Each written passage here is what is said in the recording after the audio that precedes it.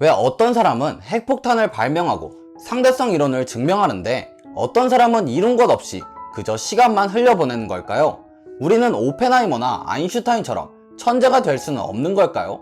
너무나도 대단한 업적을 이룬 사람들이기 때문에 내가 노력만 해서는 닿을 수 없는 존재들처럼 보이죠.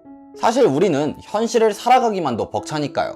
하지만 그래서 자기도 모르게 세상과 타협하고 스스로에게 한계가 있다고 믿었을 수도 있습니다. 하지만 여러분, 우리 안에는 엄청난 잠재력과 개발되지 않은 지능, 집중력이 있다고 하는데요. 만약 남들보다 더 빨리, 더 많이 배울 수 있는 방법이 있다면 어떨까요? 그야말로 천재가 될 수 있지 않을까요? 과학이든 음악이든 마케팅이든 학습 능력은 쓸 수 있는 범위가 무궁무진합니다. 지금부터 여러분들에게 그 방법을 알려드릴 텐데요. 여러분들 모두가 여러분들의 이야기에서 영웅이 될 수 있길 바랍니다. 여러분, 혹시 공부를 하거나 일을 할 때 몇 번씩 휴대폰을 들었다 놓았다 하고 계시진 않나요? 친구나 가족과 대화를 하다가도 누군가의 연락이나 알림에 휴대폰을 만지고 계시진 않나요? 우리는 마치 휴대폰이 없으면 살 수 없는 세상에 살고 있는 것 같습니다. 잠시라도 연락을 받지 않으면 손해볼 것 같은 두려움 때문에 수시로 휴대폰을 확인하죠.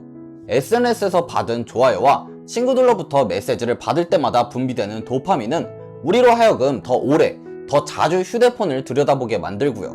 문제는 이럴수록 우리는 산만해지고 우리 뇌는 휴식을 취하지 못한다는 건데요. 우리는 버스를 기다리면서도 잠시 엘리베이터를 타면서도 그 틈을 타 휴대폰을 확인합니다. 휴대폰의 문제는 이것만이 아닌데요. 제가 어렸을 때는 친한 사람들의 전화번호는 모두 외우고 다녔던 기억이 납니다. 하지만 지금은 어떤가요? 가족들의 휴대폰 번호 하나도 외우지 못하는 사람들이 많습니다. 심지어 뒷자리가 대부분 같을 텐데 말이에요. 이뿐만이 아니죠. 지도 앱이 발달하기 전에는 새로운 곳에 가서도 길을 금방 외우고는 했지만 지금은 휴대폰 없이는 가까운 거리도 잘 찾아가지 못하는 사람들이 많습니다. 맞춤법을 헷갈려 맨날 쓰는 단어인데도 쓸 때마다 네이버에 뭐가 맞는지 검색하는 것도 마찬가지고요. 이렇게 휴대폰은 우리의 집중력을 산만하게 만들 뿐 아니라 기억하는 능력 또한 감퇴시키고 있는데요. 마치 바보 상자로 불렸던 TV가 진화한 느낌이네요. 그뿐일까요? 우리는 간단한 클릭 한 번으로 수많은 사람들의 의견을 접합니다. 그리고 그 사람들의 의견을 종합해 내 생각이라고 판단해버리고 말죠. 예를 들어 주 3일제를 도입한다고 한다면 옳은 선택일까요? 그른 선택일까요? 3일을 일하고 나머지 시간에 자기 개발을 하거나 가족들, 친구들과 더 많은 시간을 보낸다면 좋지 않을까요?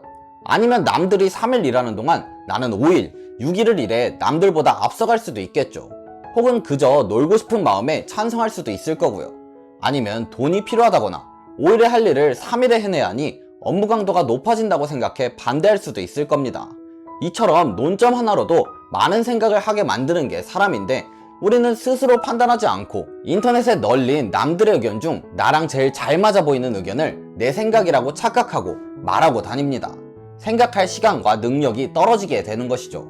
그렇다면 기술에 의존하는 것이 정말 나쁜 걸까요? 많은 연구자들은 사소한 일들을 휴대폰이 대신해주기 때문에 중요한 일을 더 효율적으로 처리할 수 있다고 하는데요. 맞는 말이지만 문제는 우리가 뇌를 그렇게 쓰고 있지 않다는 점이겠죠. 먼저 여러분들의 휴대폰을 꺼내 불필요한 알림을 모두 끄도록 하세요. 그리고 친한 사람들의 전화번호 같은 사소한 정보는 되도록 외우려고 노력해 보시고요. 그리고 여러분들이 어떤 결정을 내리거나 판단을 할 때는 최대한 인터넷 검색 없이 해보는 연습을 해보세요. 그것만으로도 여러분들의 집중력이 올라가고 여러분들의 뇌는 더 발달할 겁니다. 하지만 이것만으로는 여러분들이 마법처럼 똑똑해지지는 않겠죠. 오늘은 여러분들이 초능력자처럼 뇌의 제약을 없애고 남들보다 빠르게 배우고 더 많이 기억하는 방법을 알려드리려고 하는데요. 여러분들 택시 자주 타시나요? 택시 기사님들은 어떻게 그 넓은 지역에 많은 곳들을 기억하고 계시는 걸까요? 다들 타고난 기억력이 좋으신 걸까요? 그렇지는 않을 겁니다. 하지만 연구 결과에 따르면 택시 운전사들의 해마는 일반인보다 크다고 하는데요. 경력이 오래될수록 더 크다고 합니다. 택시 운전사들의 뇌는 도시의 새로운 길을 끊임없이 배워야 하므로 계속해서 새로운 신경 경로를 만들어내야 했고 그 결과 더 커지게 된 것이죠. 여기서 알 수 있는 점은 우리의 뇌는 쓸수록 발달하며 한계가 없다는 겁니다. 제가 저번 영상에서 말했듯이 사람은 고정 마인드셋과 성장 마인드셋을 가지고 있는데요. 고정 마인드셋을 가진 사람들은 자신이 아무리 노력하더라도 자신의 한계 이상으로는 발전할 수 없으며 지능과 재능은 태어날 때부터 정해진 거라고 믿죠. 반면 성장 마인드셋을 가진 사람들은 배움으로 인해 자신이 발전할 수 있다는 사실을 압니다. 물론 누구나 아인슈타인이 될 수 있다고 생각하지는 않지만 노력하면 더 똑똑해진다고 믿죠. 심지어 여러분들이 천재라고 생각하는 아인슈타인은 어려서부터 발달이 느렸고 쉬운 계산 문제들을 잘 풀지 못했죠. 상대성 이론 같은 많은 연구들에서도 중요한 계산 실수를 많이 범했고요. 하지만 그렇다고 해서 아인슈타인이 실패자인가요? 당연히 아니겠죠. 아인슈타인은 한 번도 실수한 적이 없는 사람은 새로운 시도를 한 적이 없는 사람이다 라는 유명한 말을 남겼고, 세상 어느 누구도 아인슈타인의 실수보다는 성공만을 기억하고 있습니다. 노력으로 자신을 발전시킬 수 있다는 믿음, 그리고 실수는 실패가 아니라는 생각만 있다면 여러분들은 이제 준비가 다 되었습니다.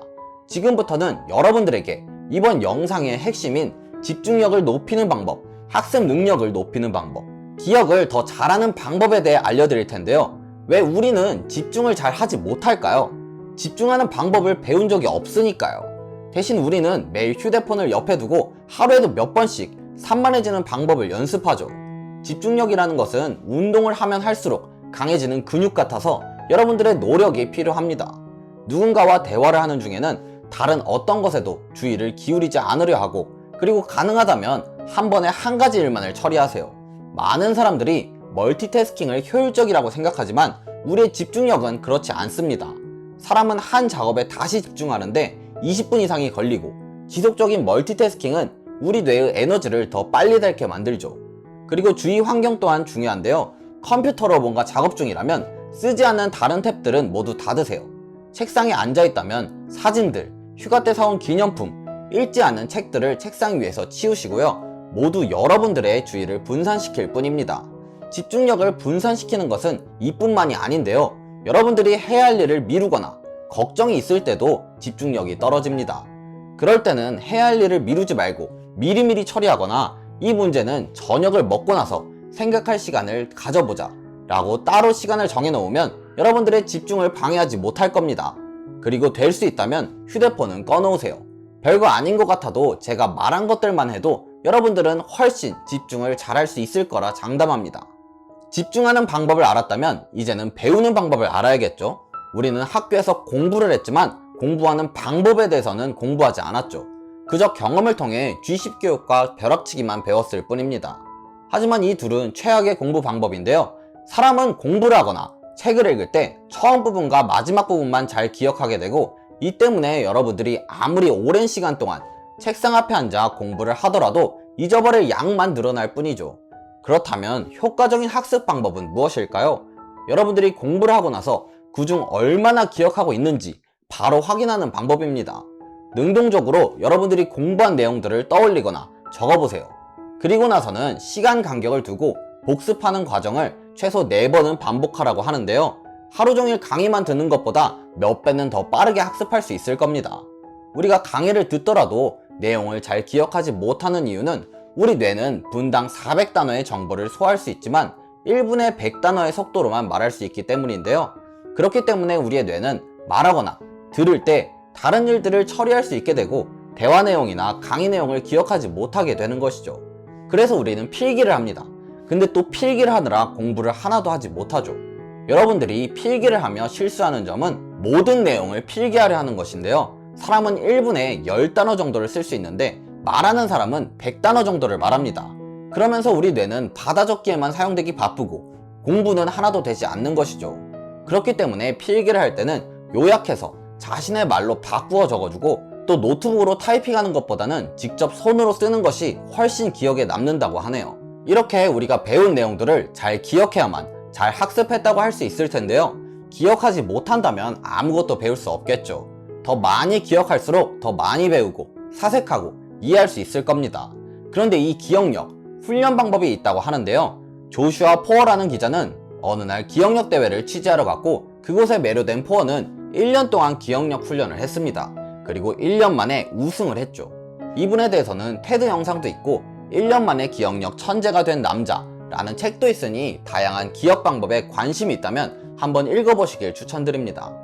근데 우리는 학교에서 기계식 암기법만 배웠죠. 이렇게 외운 것들은 이틀만 지나도 휘발되고 마는데요. 더 잘 기억하기 위해서는 단어들을 시각화해서 외우는 연습이 필요합니다. 예를 들어 소화전, 다이아몬드, 황소, 기사, 치약, 널빤지, 이 아무 연관도 없는 단어들을 기계적으로 외운다면 기억력이 얼마나 갈까요? 1시간은 가려나요? 하지만 시각화 방법, 연상법, 스토리텔링 기법들을 사용해서 외운다면 훨씬 더 오래 갈 텐데요. 소화전에 있는 다이아몬드를 황소를 탄 기사가 훔쳐 달아나다, 치약을 밟고 널빤지 위에 넘어졌다 라는 장면을 상상한다면 단어들을 기억하기도 더 쉽고 기억력도 더 오래 갈 겁니다. 또 아주 오래됐지만 가장 효과적이라고 알려진 기억법이 하나 있는데요. 바로 장소법이라고 불리는 2500년 전부터 사용된 기억법이죠. 특이하게도 사람은 장소를 더 잘 기억하는데요. 여러분들이 잘 아는 장소를 상상하고 거기에 기억해야 할 단어들을 하나씩 두는 겁니다. 예를 들어 여러분들의 방이라면 의자 위, 책상 위, 침대, 책꽂이, 옷장, 서랍 등 말이죠. 그리고 기억이 필요할 때 그 장소를 떠올린다면 쉽게 단어들을 떠올릴 수 있을 겁니다. 여러분들은 이제 휴대폰이 얼마나 여러분들의 집중력과 사고에 좋지 않은지, 어떤 마인드셋을 가지고 어떻게 집중해 공부를 해야 하는지 알게 되었습니다. 이 방법들로 미래에 여러분들이 한계를 벗어나 대단한 사람이 되어 있을지는 여러분들이 우선 시작을 해야만 알 수 있겠죠. 자기 자신을 믿고 도전하세요. 다음에도 더 좋은 영상으로 찾아올 테니까요. 구독, 좋아요, 알림 설정 부탁드립니다. 감사합니다.